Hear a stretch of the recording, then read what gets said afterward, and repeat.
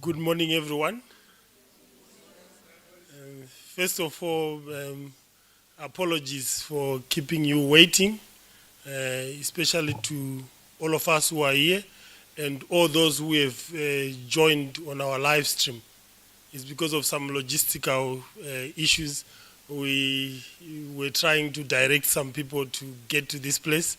They haven't reached, and we decided to start. On behalf of the Institute and FMSI, our foundation, some people might wonder, what is he talking about? So our foundation is called Foundation for Marist International Solidarity. It's a foundation that does child rights advocacy with UN ECOSOC, United Nations Economic and Social Council status. What does that mean?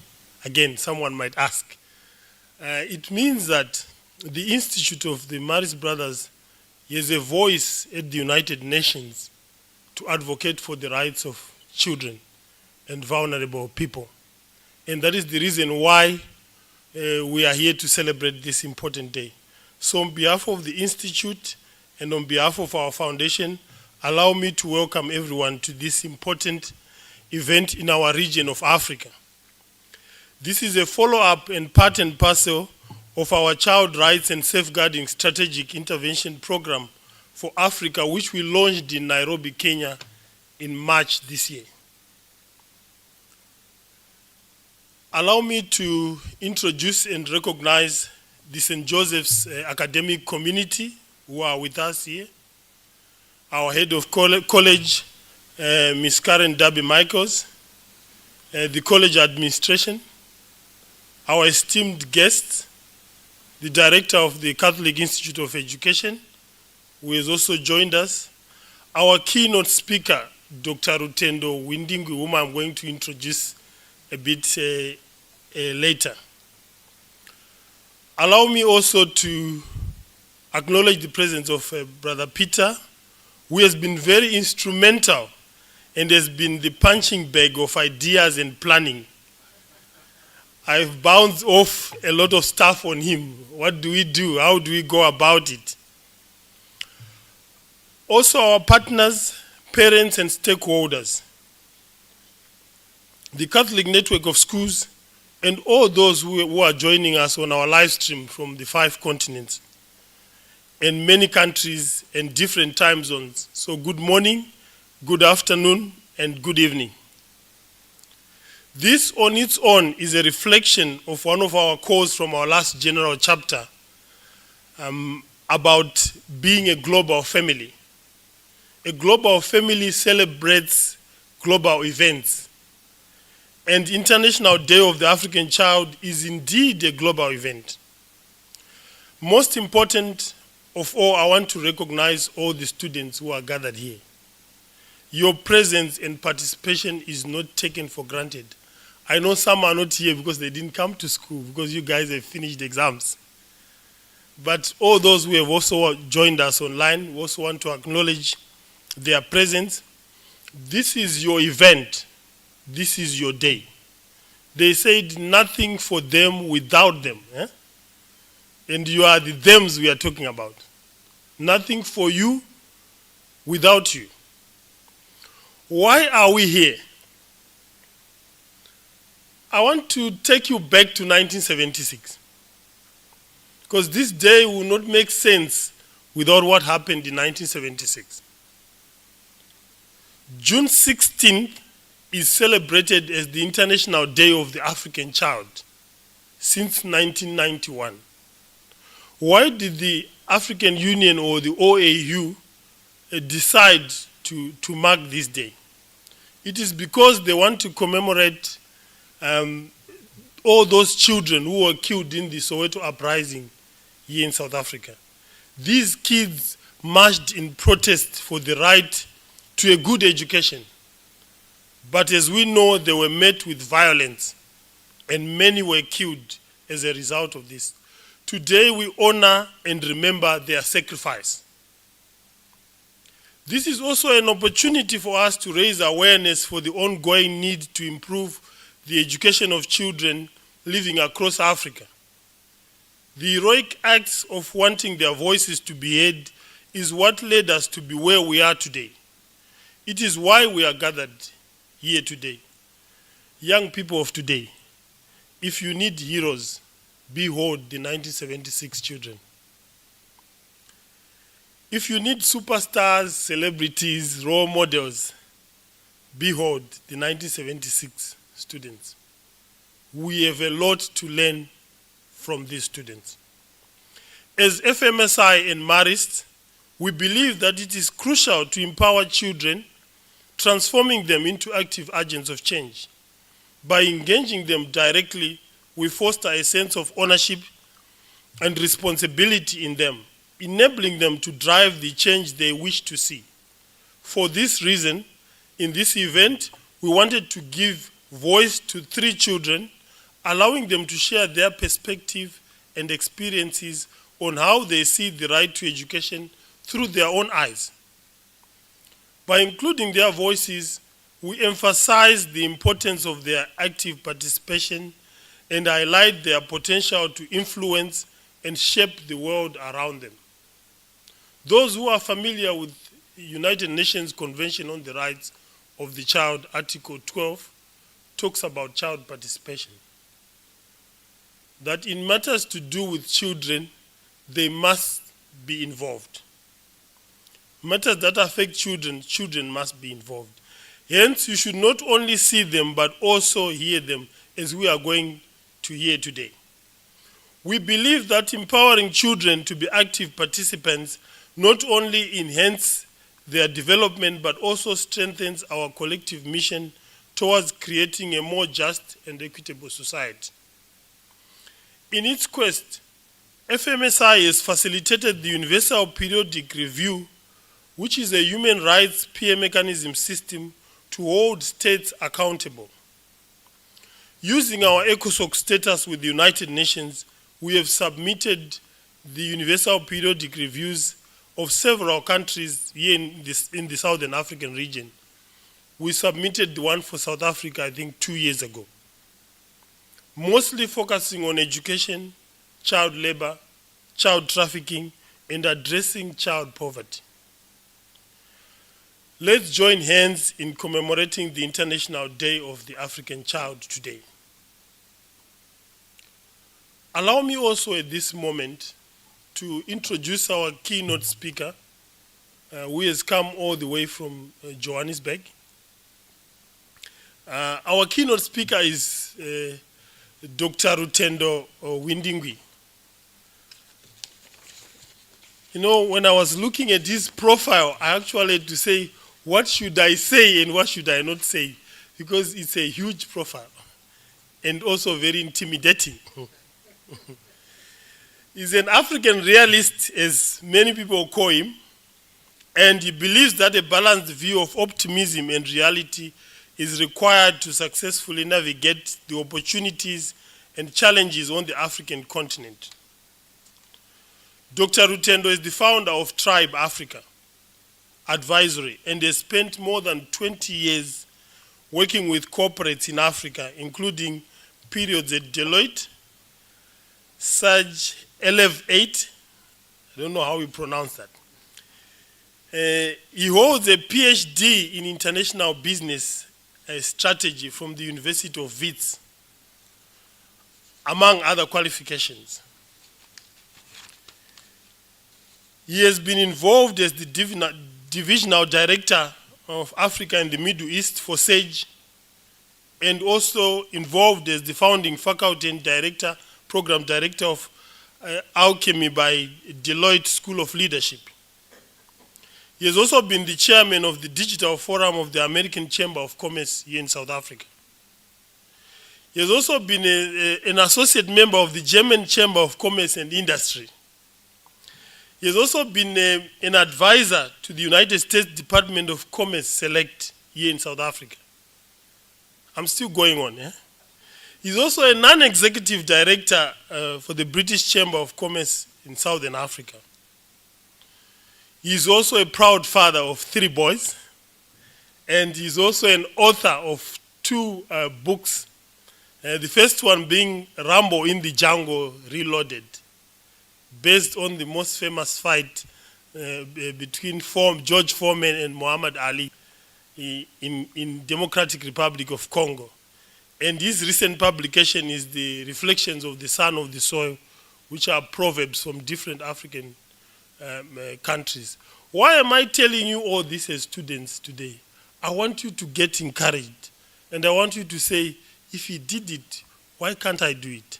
So on behalf of FMSI, on behalf of the Institute, allow me to welcome Dr. Rutendo Windingwi. Thank you.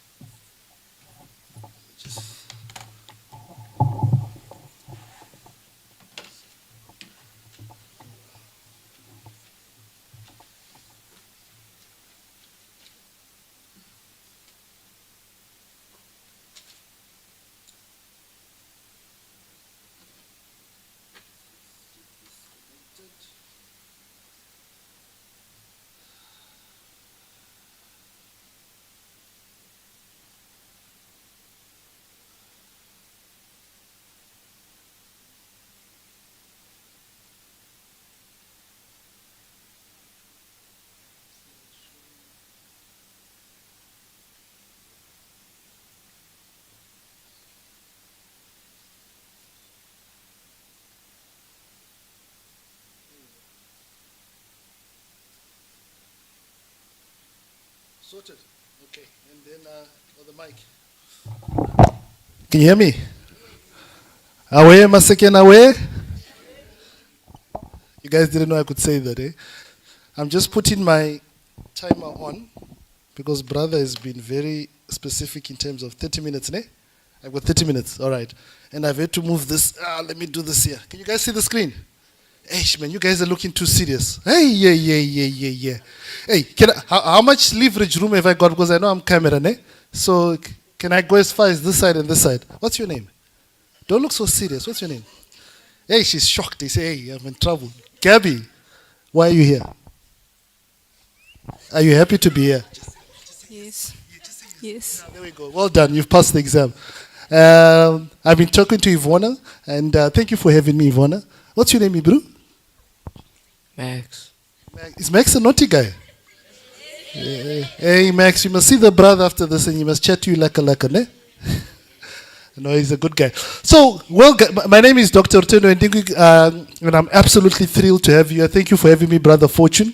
And we're going to have some fun, but I'm hopefully going to give you some insight into the reason why it's so important for you guys to be educated as African children, and more importantly, not just for the continent, but for the rest of the world. Are we together? And thank you for the staff at the back. You guys looking all serious. Please smile. Otherwise, you'll intimidate me. Otherwise, I'll come there with the mic. But thank you for having me. And hopefully in the next 25 to 30 minutes, we can share about each other. And for you guys in the front or in the class today or in the room today, please listen attentively because I've got 4 of my books to give away as a quiz later on. Is it okay? All right. Okay. Excellent. So let's start off with the most important thing. And the topic is the right to education, the way forward. I don't like having a mic, but I have to have it. So let's start off with the most important thing. That's me in 1994. Guess how old I was? Huh? Try, madam. Shout out. 17, you were close. I was 18. So I was also at a marriage school in Zimbabwe called Kutama. Hey, Mike, I'm okay. Okay. I was also at a marriage school called Kutama. So I studied in front of the hostel. So obviously, I'm the handsome guy there. Can you see me? Why are you laughing? That's rude. Ivana, that's the way you are laughing your heart out. Yo, that's cruel. So that's me. So this is Nyasha. Yeah, so it was the equivalent of matric in Zimbabwe. So it was a marriage school. It was a Catholic school. So this is a good friend of mine, Nyasha. He's actually a businessman now. He's actually based in Free State. He's running his own business. So we're in matric. That's me. I'm wearing my basketball shirt because I used to play a bit of basketball. This is Love Mo. He's working for Discovery here in South Africa. His name was Jason, but we called him Jaminos or Kraft because every time he played basketball, it was as if he was crafting something. It's a long story. Nickname. And this is Blessings, another guy, and I think he became a medical doctor. But the reason I'm just sharing with you, at one point I was like you guys. I was young, smart, I don't know what happened later on, and good looking. And then it's not that we didn't have money for shoes. It's just that I was wearing slippers because it was the style in those days. Okay. So that's me in 1994. And you check these guys. So this is me with my family. All right. Ooh. All the girls are saying, ooh.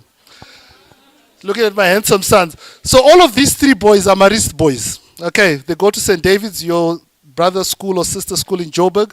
So this is my eldest son, Joshua. He matriculed last year. He's at Tux. He's doing a BCom. He was at St. David's. He was house captain for Plucky, which was one of the houses. He was also the soccer captain. He was also a spirit leader. So he had a very tough year last year, but he passed his matric, and thank God he's at Tux and at the University of Pretoria and doing well. My beautiful wife, Prax, she actually went to a Catholic school. She was at a Dominican convent in Zimbabwe, and we've been married for getting to 20 years now. And this is me. Yeah, please clap. Thank you. Thank you. Thank you. Thank you. And this is my youngest son, Arnold. He's in grade 8 at St. David's. And this is my second born, Nathan. He's in grade 10 at St. David's. So that's my family.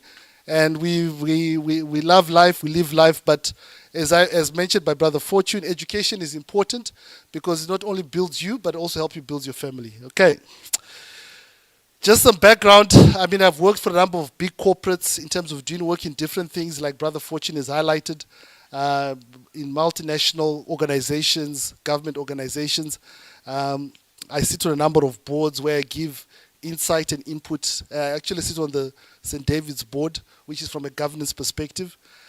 And I work with a lot of the business schools because I'm also part-time faculty. So the UCT Business School, Stellenbosch Business School are some of the one in Wits Business School. But my greatest qualification, and I want you guys, are you guys listening? Okay, this is very important. Teachers in the back, you guys listening? Please look at me and smile. It's so intimidating, I feel like I'm in class.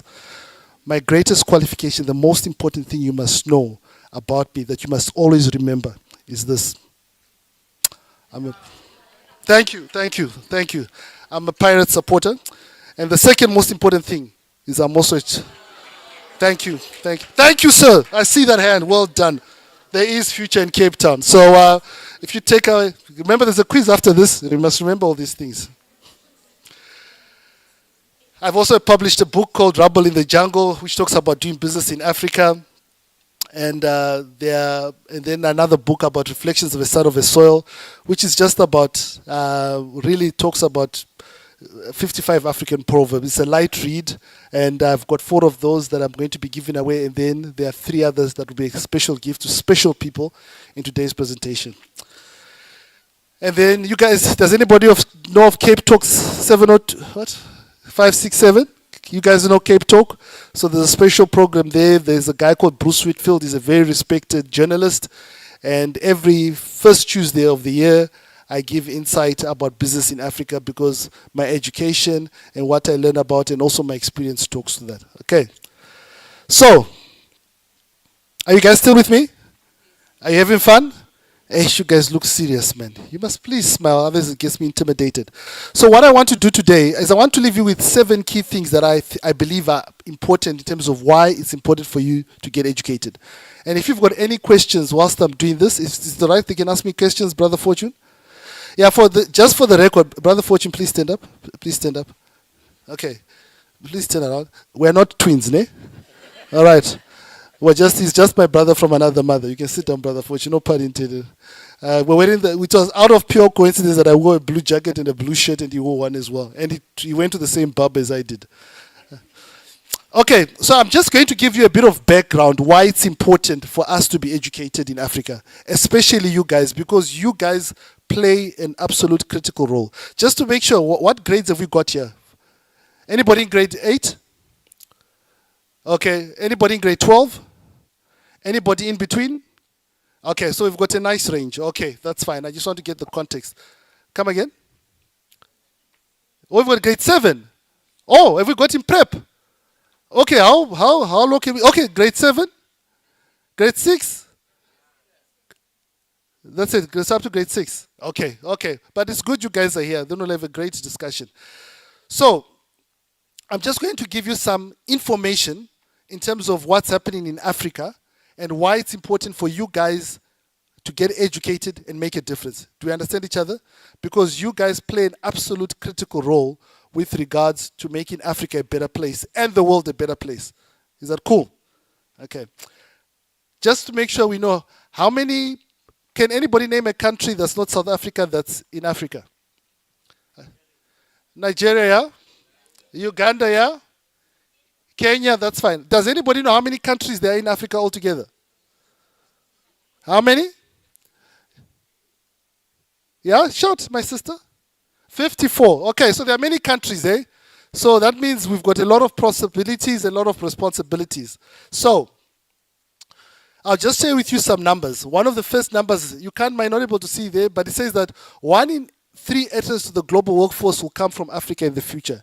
What is just saying that in the next many years that are going to happen on Africa, from a global perspective, when people are working, because Africa has got such a huge population, if you count 3 people, most likely one of them will be from Africa. Do you understand? And this is from a global perspective. Why is that important? It just means that we are going to contribute to the working population of the world in a big way. That's why, that's one of the reasons why when we talk about education, we make a big impact. Another component that is highlighted is that over the next 30 years, the majority of the world's new workers may well be on the continent. So again, just talking about saying that because we've got such a huge population, the more we get educated, the more we're going to contribute to the rest of the working population in the world. The third component is African children will still face low primary education completion, about 63% versus 87% globally. These rights was for girls. So the reality is that education, although we are developing education in Africa, there's still a lot of work that has to be done in skilling everybody else to make it a better place for the continent. So in other words, guys, I can't emphasize this enough. It's so important for you guys to be educated, to pass your matrics, to pass your grade 7s, because the world and Africa needs you to make it a better place. And I'll give you a bit more detail later on. Around 50 million children remain out of school across Africa. It's a big number, eh? How many? 50 million. So you guys must understand the privilege you have. But there are 50 million people that are kids that are out there in Africa that actually don't have access to what you guys are having. So that's why people like you getting educated will make a big difference. Does anybody know the population of South Africa? If you count everybody in South Africa, any of the big children know? Do you know anybody know? 60 million. The population of South Africa is 60 million. Now, just to compare, 50 million kids all over Africa. So I'm just trying to give you a comparison. Are you with me, guys? And then another stat, not enough teachers or classrooms for a continent with 60% of the population is under 25 years. But I think the last one here is we need about, to solve this problem, we probably need about 9 million classrooms in Africa to address this big problem. And out of those 9 million classrooms, we need about 9.5 million teachers. So why I'm just highlighting is not to depress you guys. Why I'm highlighting is this, is that because you guys are getting educated, you're getting a good education at St. Joseph's, it gives you an opportunity to make a difference. Whether you become teachers, whether you become business people, everything adds up to the bigger picture. Does it make sense? Are you with me, guys? Cool beans. Where's my Chelsea supporter? Okay, there's one at the back. And the Pirate supporters, where are they? Okay, well done, guys. Hopefully we'll win something in the next 50 years. Okay. So, getting to the important part of the message. There are 7 things that I want to talk to you about that I believe are absolutely important, that will help us in terms of making reason why it's important for us to educate the African child. Okay, so I've called it 7 ways how a difference can be made through educating the African child. So in other words, 7 things that I believe are absolutely important, that the World Health Organization, that the United Nations, all these big organizations say are good reasons for you guys to be educated and how it can make a difference. Are we together there? Okay. Anybody got any questions? Please don't feel bad to ask. Any questions? Okay. So the first one is helps to reduce poverty. Does anybody know what poverty means? Anybody give it a try? What is poverty? Come on, guys. I know you know. Don't be scared. Anybody want to try? She wants to try. Anybody wants to try from this side? What is poverty? Oh, shout it out, madam. Aha, well done. Please give a big clap. Come on, guys. Clap for her like an Orlando Pirates striker. Yes, poverty is when you don't have enough. So why is education important? The first thing is that currently Africa, we've got this thing called GDP, which just shows the amount of wealth we've got as a continent. And our continent's contribution to the global wealth is 3%. So we can increase that in terms of more money for the people to be able to contribute to health, to education, if we educate people. So if you go to school and you pass and you get a good job, or you go to school and you pass and you create your own business, it contributes to you being able to get money that can be able to pay for your school fees, but not only yours, but your friends, your family, and your children if you've got a family. So the first thing about education, why it's so important, is that it helps to reduce poverty. So shout out with me. Education helps to reduce. Okay, remember there's going to be a quiz after this, eh? Education helps to reduce poverty. That's the first thing. Right. The second thing is that education helps us to create economic growth. So it helps in terms of taking people off the street, because people are educated, they can contribute in a positive way. The next thing, it helps in terms of economic growth. What is economic growth? Economic growth is when factories and businesses are growing so that people are able to get jobs and contribute to the well-being. Are we together? So that's the second thing. And I've just got a diagram here. You can't see it, but it just talks about different countries on the African continent and how they help. So for example, I don't know if you know, I'll go to Benin. Benin is a small little country here, but it's the largest producer of a certain nut called bambara, which can be used for food and consumption. South Africa, there's a product called mohair, which is used in terms of material and cloths. You go to Egypt, so different areas. So all of these stuff, you know, we've got mines in South Africa. All of these things can be gotten out of the ground, but unless you have got people who are engineers, people who are doctors, people who are teachers, who are able to teach and able to use these things to actually utilize them and give them back so that jobs are created and people are well off. Are we together? So the second thing is, first one is poverty, but education helps economic growth. So let's shout that out. Education helps? Okay, you guys are a great class, man. Eish. All right. The third thing is it allows people to be employed. Because when you go into businesses or you go into companies, they want people who at least know their maths, their English, their Afrikaans, their history, doesn't matter. It can be any kind of skill. But by doing that, it makes you be able to be employed or to get a job. Are we together? So the third thing that education does, it helps you to get a high employment rate. Come on, shout it out, guys. It helps you to get it gives us high employment rate. Okay. Right. The fourth thing is it improves gender equality. What is gender equality? Gender equality means that it's not just about boys getting educated, it's also about girls getting educated, because boys are just as good as girls and girls are just as good as boys if they're given a fair chance. Are we together there? So it's absolutely important, because we know from an African perspective, historically, the boy child was always put as the first person in terms of the person who has to get educated. But in this day and age, we've realized that girls, if they're given an opportunity, they can also just do as good as girls if they're educated right. We've still got our responsibilities, but it makes society a fair place. And that's why education is important. There's a young lady, I don't know if you guys know of Malala Yousafzai. Oh, you know her. Wow, okay. You guys are more educated than I am. And she made a simple statement. She says, we cannot succeed when half of us are held back. I think that's a very powerful statement, eh? In other words, there are girls, there are boys. If only the boys are succeeding, it doesn't help. If only the girls are succeeding also, it doesn't help. It only helps when both of us are all working together and are getting educated the right way. We're together, guys? Excellent. So the fourth thing that helps, why education is important, is because improves gender equality. Thank you very much. Okay.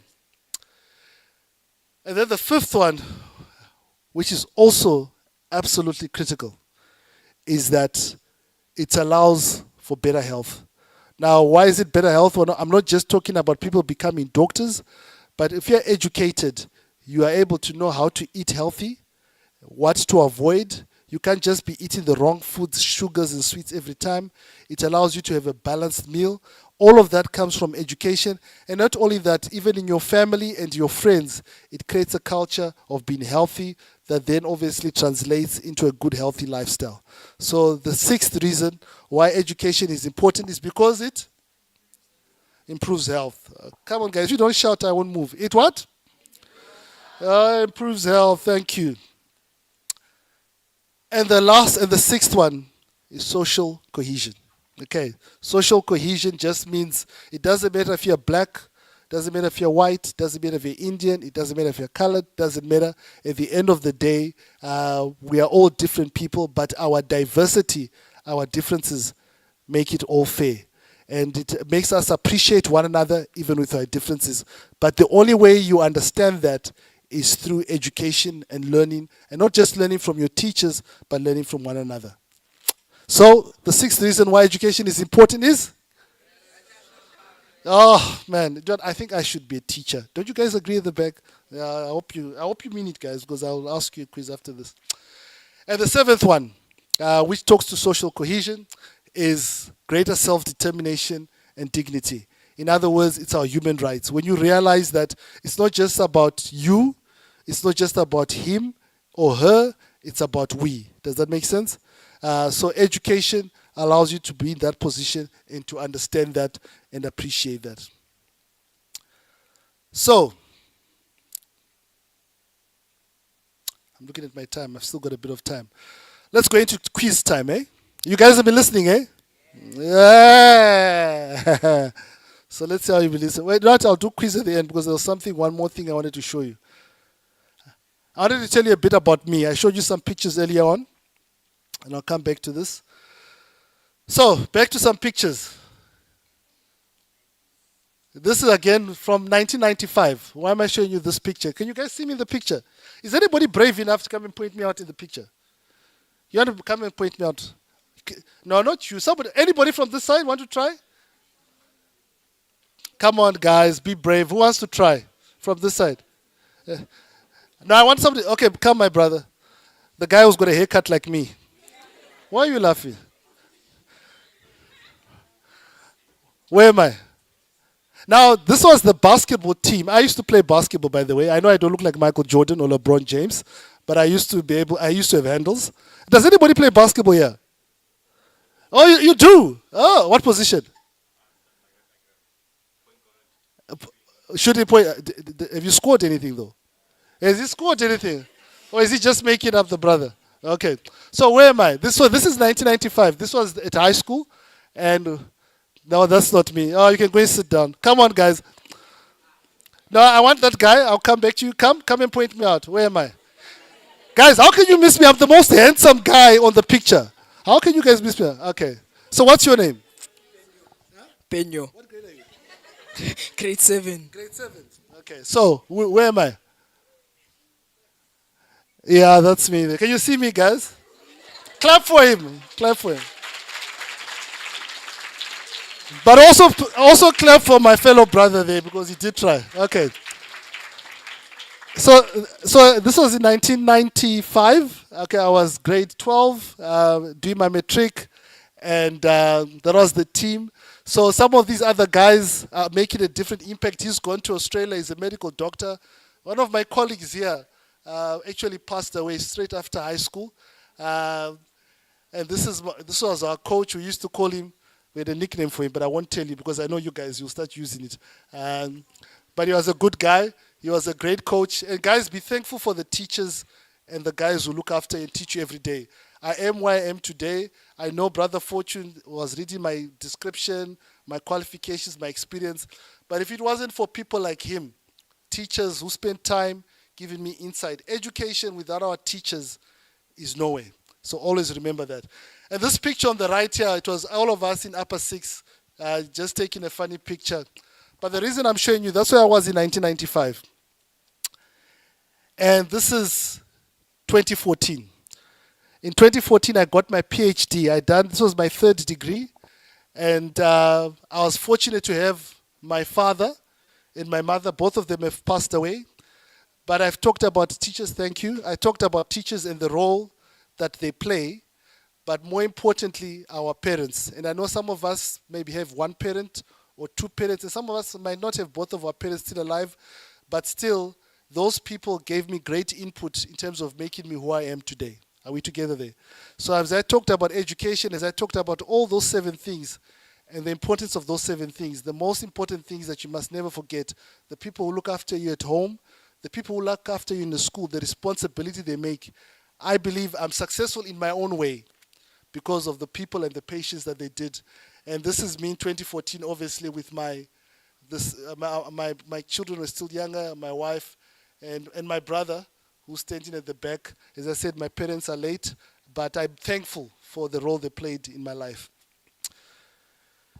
And before we go into the quizzes, I said I've got my book. I'm going to give, 3 of them are going to go as a gift, but there are 2 proverbs that I want to share and leave with you before I come to the end, that are from my book, and which I think give sort of wrap up everything that I'm teaching today. The first one is from Uganda, and it says, old men sit in the shade because they planted a tree many years before. And this is more maybe for the adults, just to say and realize that sometimes you don't appreciate the good you're doing now until many years later when you see the roots of it, or the fruits of it. And shade is just one thing, but in other words, whatever. Sometimes you don't understand the importance of what you're going through now, the teachings, the patience you have with the teachers, until you're much older. And it's only now, when I share and talk to you guys, as I said, I used to be one of you. I was at elementary school. I was also sitting here as a student. It's only years later that when I look at these pictures that I also reflect in terms of the time people invested in me. And then another one is from Sudan. It says, we desire to bequest 2 things to our children. The first one is roots, the other one is wings. And what it just means is that as parents or teachers or the people who look after you, they want you to always remember where you came from. That's in terms of understand your roots, but also to give you wings so that you can fly away and become the better you. Okay. So, that wasn't too hard. You guys survived, eh? Please clap. Oh. The reason I'm making you clap is so the guys who are online can think I did a great job and they say, wow, you must be doing. So anyway, it's time for the quizzes. Are you guys ready? Okay. I've got 4 No! I've got, can I take away 4? Right. So what I'm going to do to make it fair, because I know all you matrics are the smartest people in the world. I was a matric once. So we've got grade 6s and 7s here, eh? Just 7s, right? So we've got grade 7s. Have we got grade 8? Okay, grade 9, grade 10, grade 11, grade 12. Hey, you got the whole school here, man. Yo. Okay, so what I'll do, the first question will be for the grade 7s, okay? So only the grade 7s can answer, okay? And when I do that question, you get a lovely copy of my book, and then I'll sign it for you later, and then we can get a picture taking the 2 of us. Is that cool? Grade 7s, are you ready? All right. Are you ready? Hey, do you guys do walk race at the school? You don't do walk race? Unacceptable. No, it's not an issue. Right, grade 7s. So the first question I'm going to ask you is, I talked about unemployment. Ne? Yes? Okay. Does anybody want to try and explain what unemployment means? Oh, there's a lady. What's your name, young lady? Guys, give her a big clap. Come on. Malia. Thank you. What's your name, madam? Kirisha. Thank you, Kirisha, for helping me. You are an angel. I mean, I'm also an angel, so you're also an angel. Okay, it's Kirusha. Melia, what? Try and explain what unemployment means. Can you hear her, guys? Does she need to put the mic on? Okay, we better move quickly, others I'm going to be kicked off, right? What is unemployment? Unemployment is, can you? Yes, we can hear you. Go for it. Unemployment is when a person does not have a job and is not working. Excellent. Guys, a big clap, man. There we go. There we go. Well done, young lady. Well done. Well done. I'll sign it later. Right. Now, this is for the grade 8 and 9s. But it has to be harder, eh? We can't go. You guys wrote grade 7. You're older now, eh? You're smarter. Let's see how smart you are.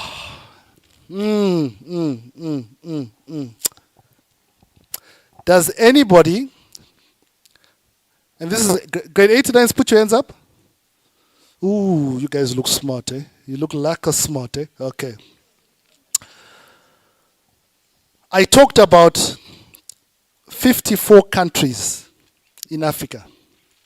Okay. Can you tell me one country that, oh. Teachers, is she the one who always answers before everybody else? Ah, it's normal, eh?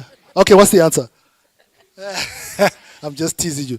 Can you tell me one country that's in East Africa?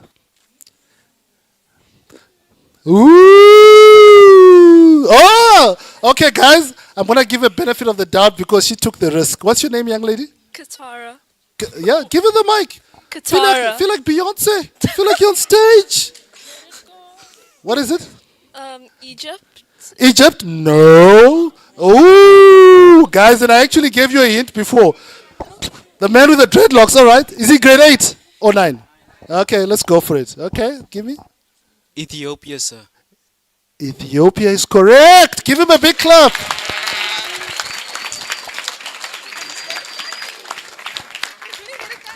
Hey, you got smart people. How much time have I got? Because Brother Fortune. Okay, my time is up, so I better start. I put it on timer. Brother Fortune says it's okay. When the brother says it's okay, it's okay. Right, we've done grade 8 and 9, eh? Do you know what I'm going to do? So that I can also challenge the teachers. I'm also going to ask them one at the end. Is it okay? Yes! For my book. And I've got a nice hard one for you guys, eh? You know, we Joburg people always think we're the smartest. So I'm going to a nice question. So I'm going to give to the teachers. But I'm coming back to you guys. I've done grade 8 and 9, so let's go the next level. 10 and 11.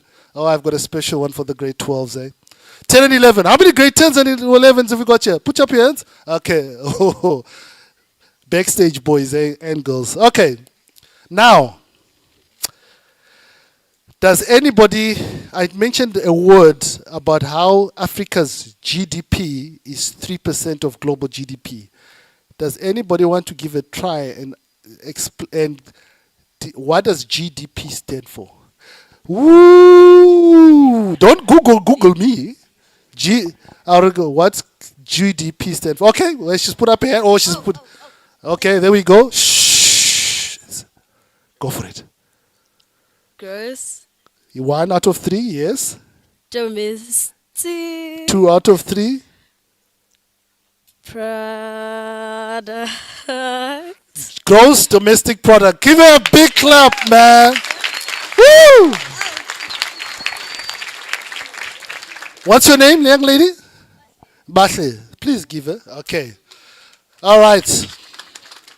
Aish, I'm running out of books here.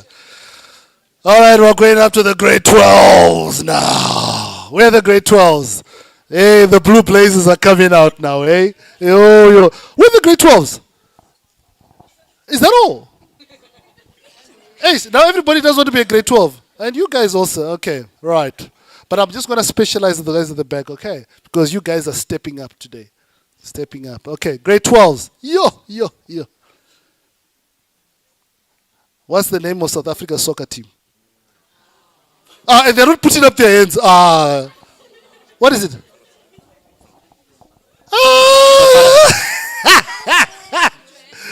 Grade 12. Bafana Bafana. Yeah, but that was a trick question, and I wasn't going to ask you make sense. I was just testing to make sure you're awake. Okay. Now, the more important question. Grade 12s. Okay, are you ready, guys? Okay. If you were to become the president of South Africa, no, listen. What would be the most important thing you'd want to change? It's an open question. Who wants to give it a go? If you were to become the president of South Africa, what is the most important thing you'd want to change?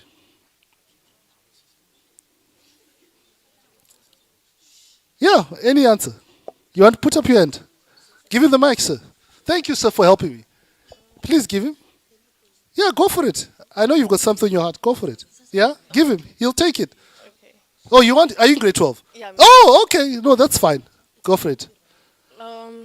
One of the things that I would do is improve the education system and make healthcare service available to everyone.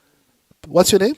Azania. Guys, oh, that's coincidentally, that's a beautiful name as well. Guys, a big clap for Azania. Thank you. All right, guys. I did promise one for the teachers, eh? How many people think I should ask the teachers a question? Oh, okay. So,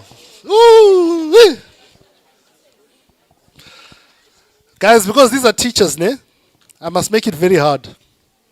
Okay. I'm going to make it very hard. Ladies and gentlemen, are you ready at the back for you to answer my question? Are there also teachers there? Okay. I've only got one book, eh? Okay. Teachers, which political party did you vote for in the last election? Ah! Yo. I could see one or two about to say. Okay. For the staff, and these are teachers who have done an absolutely brilliant job. So the question is more complimentary. But I'll ask this for the South African teachers.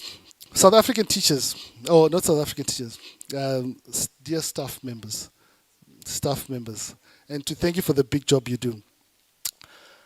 On the South African flag, there is the color white, I believe. Am I correct? What does it stand for? Oh, all the science teachers are saying, no, not for me, ne? Who wants to try? Peace. Okay, it's Karisha, eh? Kirushni. Okay, please go for it. Is it peace? I don't know, I'm actually asking, I don't have a clue. Peace. I'm Okay, going with peace. it's a big clap for Karisha. Thank you, madam.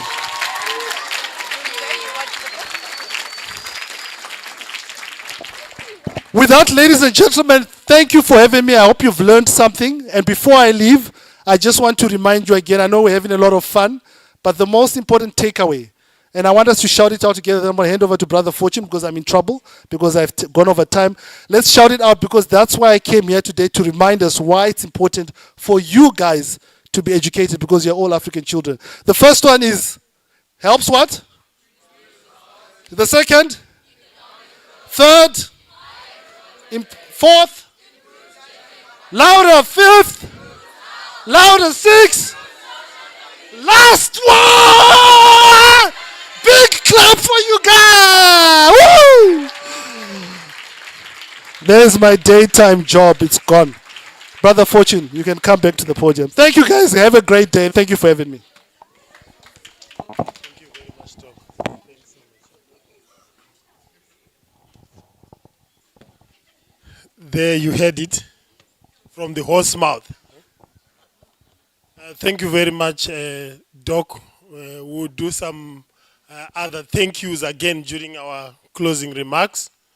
At this point, I want us to get into a spirit of solidarity. We are going to travel across Africa through some visuals. We are going to play a song, and in that song, we are going to capture some other children who are beyond our gates, children who do not necessarily have some of the comfort, some of the things that we have, and some of the classrooms that we have, and some of the learning materials that we have. So I want us to take this journey together in solidarity and really listening to what these kids are saying, they are saying, what about us? What about us? This is the 8th song. But I want you to go into it in this spirit to say, if you are that child in that picture, what would be your future? What would your future look like?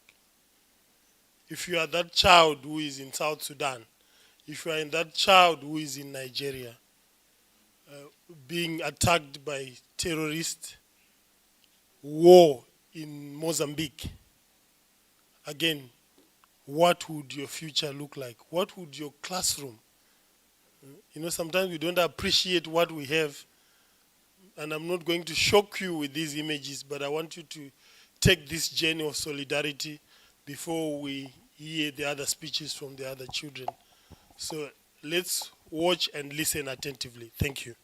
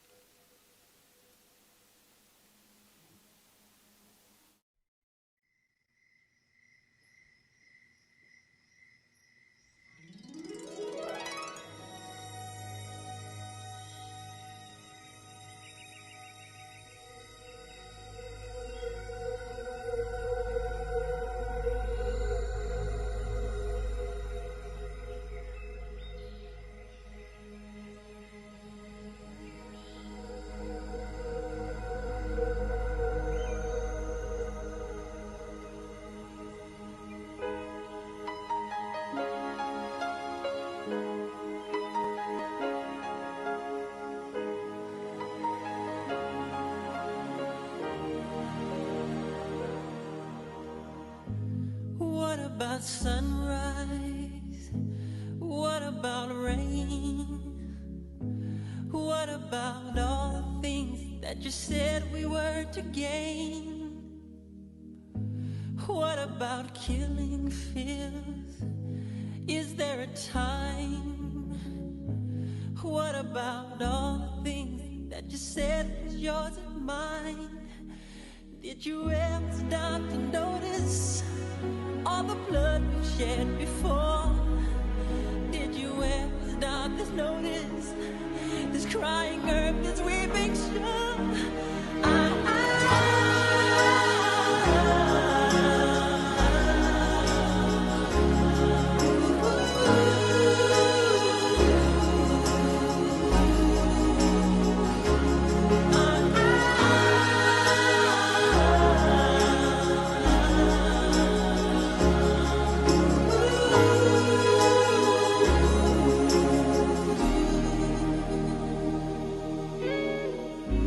What have we done to the world? Look what we've done. What about all the peace that you pledged your only son? What about flowering fields? Is there a time? What about all the dreams that you said was yours and mine? Did you ever stop to notice all the children dead from war? Did you ever stop to notice this crying earth, this weeping shore?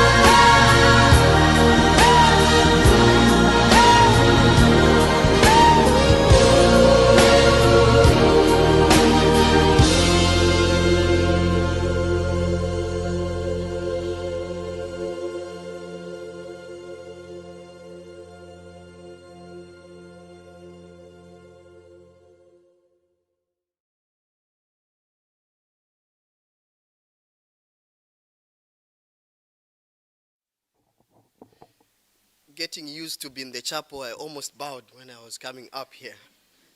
Okay, so today, as we know, we are celebrating the right to education of an African child. And, we can't end this day without listening to a child talking to us. And to be in line with the United Nations Convention on the Rights of Children, Article number 12, which reads, and I quote, "Children have the right to give their opinions freely on issues that affect them. Adults should listen and take children seriously." And this time would want to take the representatives of children all over Africa. We want to take them seriously by listening to their voices. So 3 of our students, they are going to talk to us and to give their worldview in education and their perspective, or maybe to give suggestions on what should be done in the area of education. So I'm going to invite Paige to come and talk to us.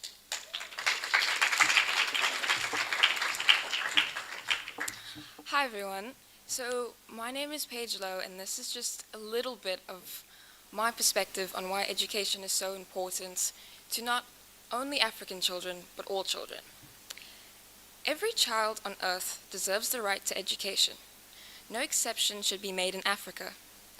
African children deserve the opportunity to be strong members of the community, inspired individuals, and instilled with the drive to make progress in the world. Through education, this could all be made possible. It is crucial that African children are able to break the cycle of poverty, understand the importance of their health, participate and thrive in the workforce, and most of all, grow as well-rounded human beings by celebrating heritage, maintaining good health, and establishing connections with others. African children have been put at a disadvantage which began many years ago. Children were segregated from each other and had unequal access to resources. From this, there were generations of children that were unequally educated, yet required to produce the same outcomes.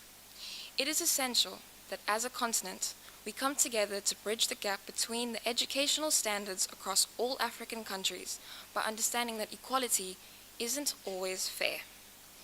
Every child, regardless of their background and challenges in their daily lives, deserve an education that will allow them to have the same opportunities as any other child. When young African children are empowered to advocate for their rights and make informed choices, Africa will be represented as the resourceful and adaptable continent it is. In essence, investing in education not only benefits the individual, but also the communities and the entire society, leading to a more inclusive, knowledgeable, and prosperous world. Thank you.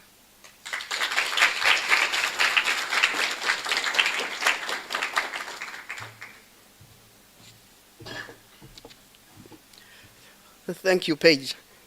When Prof was, or Doctor, when he was presenting here, I also came up with another, I should say, saying, or I got it somewhere. It reads, we worry about what a child will become tomorrow, yet we forget that he or she is someone today. We often think of what will the child become in future, but we forget to put much effort to bring up that child when he or she is still young. And this is the reason we are gathered here, to look at the welfare of a child. And Kosinati is going to talk to us, and we are going to take him seriously because he is, or children are, the future of tomorrow. Kosinati, you're welcome.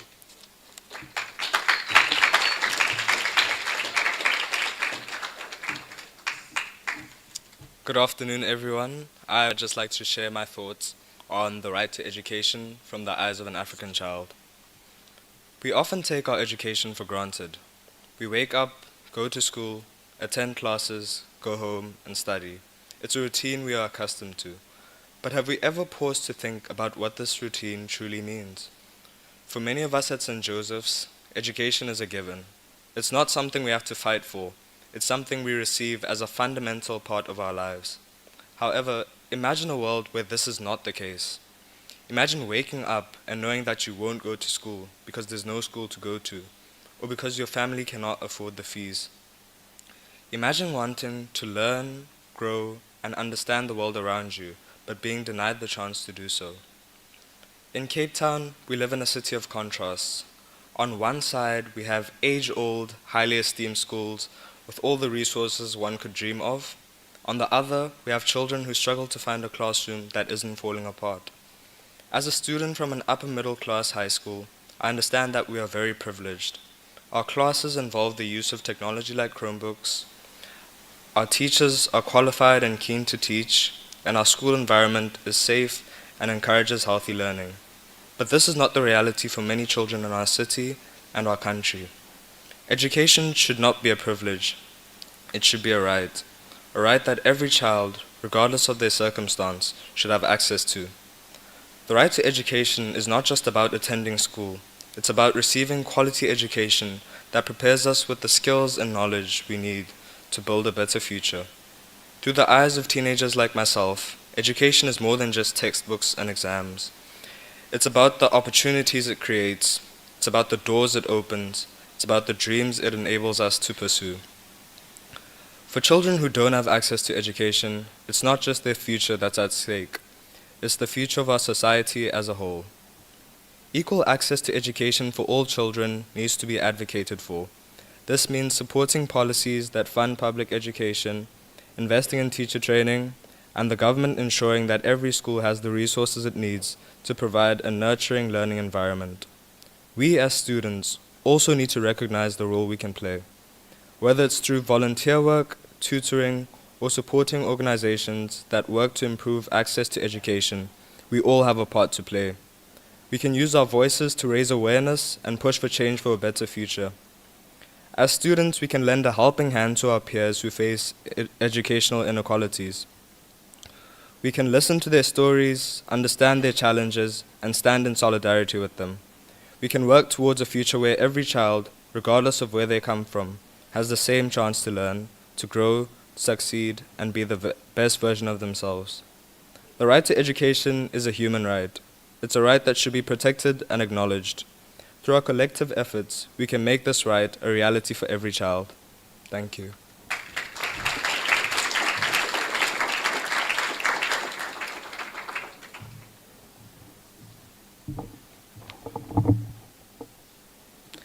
Thank you, Nkosinati. The last presenter or the last person to talk to us who will help us to take a geographical tour of Africa. Okay? So I invite you, those with passports, carry your passports now. We are going to take a geographical tour of Africa. We are going to listen to Nick, who is going to tell us about what is happening in different parts of Africa.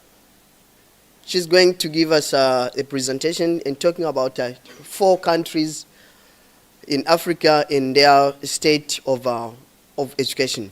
Nick, you are welcome.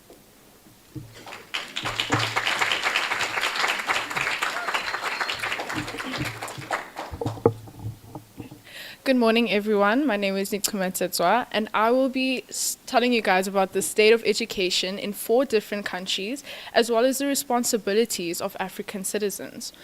Education is a fundamental human right. It is crucial for the development of individuals and societies. In Africa, the right of education for children is enriched in numerous international agreements and national institutions. Despite this, millions of African children remain out of school due to various challenges. My speech explores the state of children's rights in education in 4 different countries, which are Nigeria, Kenya, South Africa, and Ethiopia. And I will also discuss the responsibilities of African citizens in ensuring this right is realized. To start off with the state of education in Nigeria. Nigeria has the largest population in Africa. It faces significant educational challenges. As of 2023, over 10 million children are out of school in Nigeria, the highest number globally. This crisis is exacerbated by factors such as poverty, cultural norms, and insecurity, particularly in the northern regions, where Boko Haram insurgency has disrupted educational activities. Moving on to Kenya. Kenya has made substantial progress in improving access to education. According to UNESCO, the primary school enrollment rate in Kenya stands at around 84%. However, challenges still remain, especially in marginalized areas such as the arid and semi-arid lands, where infrastructure is lacking and nomadic lifestyles hinder constant school attendance. Moving on to South Africa. South Africa boasts a relatively high primary school enrollment rate of approximately 98%. Nevertheless, the education quality and the completion rate still remains a concern. The country's education system is plagued by significant inequalities, with schools in poorer, predominantly black areas often under-resourced compared to those in wealthier, predominantly white areas. Lastly, Ethiopia. Ethiopia has one of the fastest growing education sectors in Africa. The government has invested heavily in expanding access, resulting in primary school enrollment rates of about 85%. Despite these efforts, issues such as gender disparity, with girls less likely to attend school, and high dropout rates due to economic pressures still persist. Now, as citizens of Africa, there are several steps we could take to ensure that every child enjoys their right to education. Citizens must advocate for the importance of education and raise awareness about the barriers children face. Community leaders, parents, and civil society organizations should work together to promote the value of education, especially in rural and marginalized communities. Citizens should support government policies and initiatives aimed at improving access to and the quality of education. This includes advocating for increased funding for education, better teacher training, and improved educational infrastructure. Active community involvement is also crucial. Parents and guardians should be encouraged to participate in school management committees and other forums that allow them to contribute to decision-making processes regarding their children's education. In many African communities, cultural norms and practices can hinder children's access to education, particularly for girls. Citizens must work to ensure and challenge these norms, promoting gender equality and the importance for all children. And lastly, as citizens, we can support vulnerable children, including orphans, as well as children with disabilities, by providing financial assistance, mentoring, and other forms of support to ensure they remain in school. To conclude, while significant challenges remain, the right to education for African children is a critical issue that requires concerted efforts from governments, communities, and us as individuals. By taking proactive steps to address these challenges, we can assure that every African child has the opportunity to receive a quality education and build a brighter future for themselves and our continent. Thank you.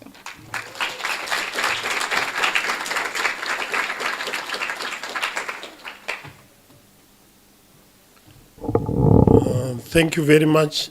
We have heard from children themselves on how they see the right to education through the eyes, through their own eyes, through the eyes of children.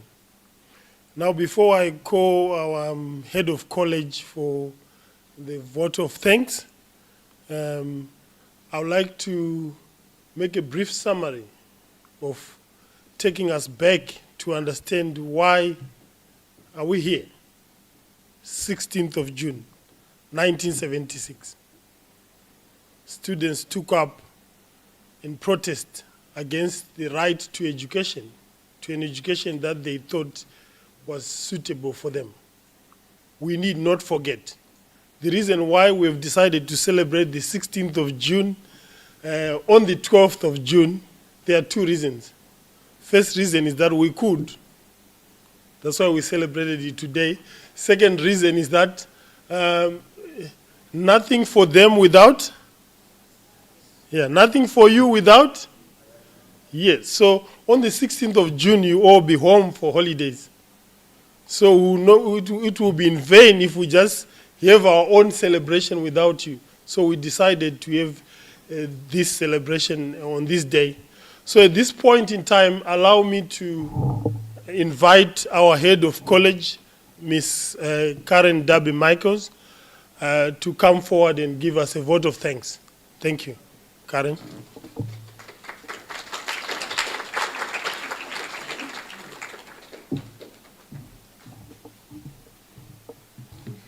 Good morning, everyone, and it has been so wonderful to see this event that Brother Fortune has spoke of for a long while coming to fruition today so beautifully. We'd like to thank FMSI, the Foundation for Marist International Solidarity in Rome, for making this possible. Dr. Rutendo, our keynote speaker, thank you so much. I know you've certainly added a lot to the children's thoughts today, and I know for those watching online, it also would have been very meaningful. Wonderful to have you here, and always lovely that it's a past Marist pupil. We'd like to thank the St. Joseph's Marist College community, all of the stakeholders involved, the marketing admin departments, Shelley and Louise, for their assistance with all the logistics, and also everybody within the Marist world and Marist Global involved with the rights of the African child and the rights of children globally. We are part of something very big all across the world, and it's wonderful that you got to experience this today, the children of St. Joseph's and all the guests. Thank you so much to everybody who came, and thank you that we were able to be part of this today. Thank you.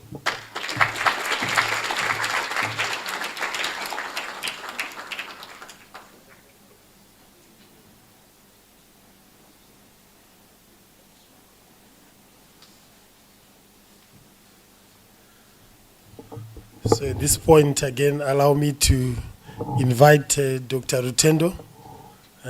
We have a token of appreciation. They say once a Marist, always a Marist. So welcome home, and this is a small token of appreciation from us.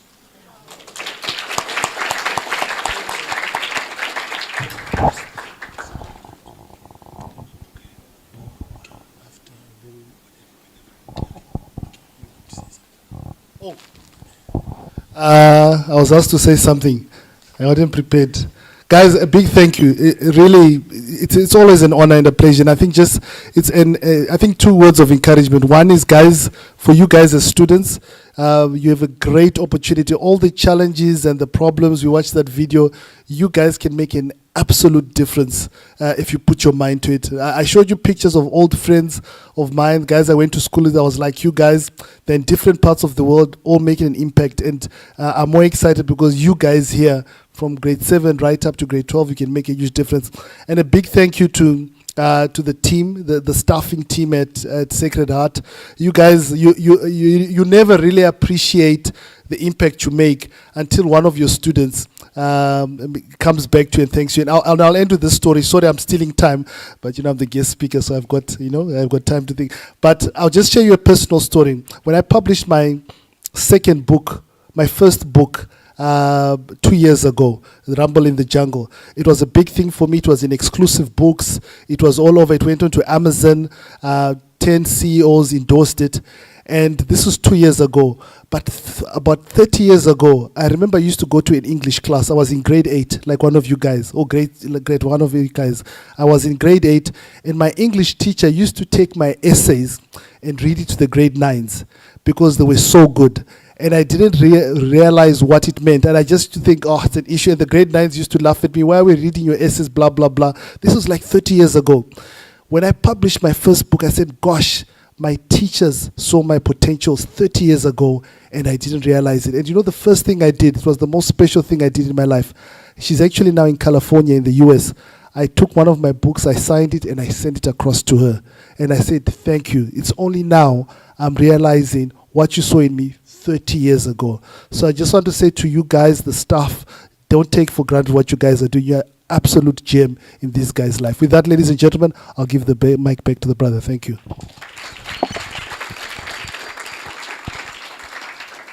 Thank you, Dr. Rutendo. So just a few announcements before we leave. Those who got the books, please remember to remain behind so that you get them signed and you get a picture taken with the author himself. And then secondly, one of the rights in the African Charter, or which we need to add in the African Charter and in the UNCRC, is the right to food. Children have a right to food, basic nutrition. Yeah, so as part and parcel of all our marriage celebrations, we don't just end them like that. So as we are going out from this room, each one of us is going to get a souvenir at the door. You get a bookmark. A bookmark is just a reminder. Please use this bookmark as you are studying. Each time you see this bookmark, it's a reminder of this event. It's a reminder of what is taking place here. I know also a good number have gotten some T-shirts for the day. I see you are proudly wearing them. Thank you very much. And as I said, that children have a right to food. So when we leave this place, we need to go to the school hall. There are some eats that have been prepared for us there. We want to thank everyone who has been involved in all this. So we celebrate as one family on this great day. Is there any other announcement that I've forgotten? So before we go, we also would like to thank everyone who has joined us online, particularly our team FMSI in Rome. They are with us online, and for making this possible. Thank you very much, everyone online. Good night, good evening, good morning. Let's give them a round of applause, please.